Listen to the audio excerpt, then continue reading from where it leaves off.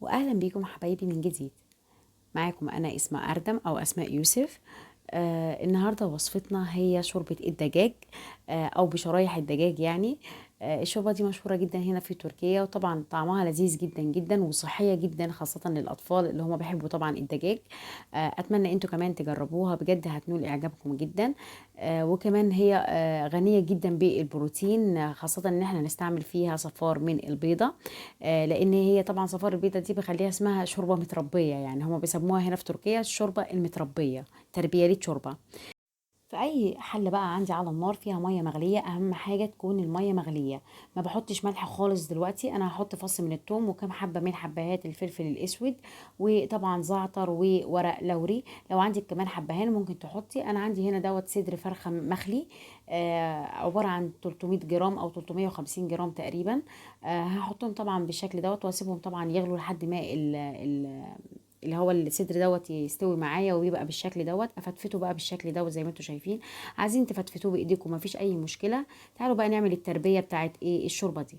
بالنسبه للتربيه بتاعت الشوربه عندي هنا دي صفار بضايه، طبعا اللي هو الغلاف الخارجي ده متشال منها تماما، علشان ما تقطعش معاكي في الشوربه لما تحطيها.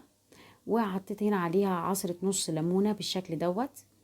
في حلة بقى على النار ببتدي طبعا احط هنا كمية من الزيت، وعليها معلقة من الدقيق او معلقة ونص من الدقيق، يعني دوت طبعا يرجع للقوام اللي انت عايزاه للشوربة بتاعتك. بسيب طبعا الدقيق لحد ما يطلع بس الريحة بتاعته، وبحط طبعا الشوربة اللي انا طبعا عملتها بتاعت الفراخ او الدجاج يعني. وبزودها طبعا بكمية من المية بالشكل ده، وبقلبها كويس طبعا.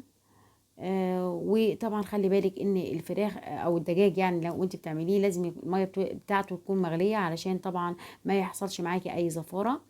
وبحط هنا بقى طبعا نص كوبايه من الشعريه. ما بحمرهاش، هم هنا ما بحمروش الشعريه لما بيستخدموها في الشوربه عامه.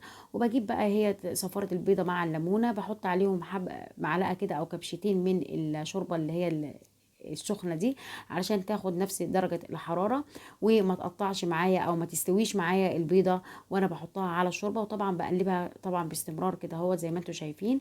وببتدي بقى هنا احط الملح بعد ما حطيت صفار البيضه. ما تحطيش الملح قبل صفار البيضه، لانك لو حطيتي الملح قبل صفار البيضه هتقطع معاكي وانت بتحطيها في الشوربه. وطبعا البيض ملهوش يعني لا، او صفار البيضه ملهاش اي طعم خالص في الوصفه دي، ولكن هي بتدي بس طبعا زياده بروتين. وبحط طبعا الفراخ اخر حاجه خالص بحطها، هي الفراخ اللي متقطعه او الدجاج المتقطع بالشكل ده.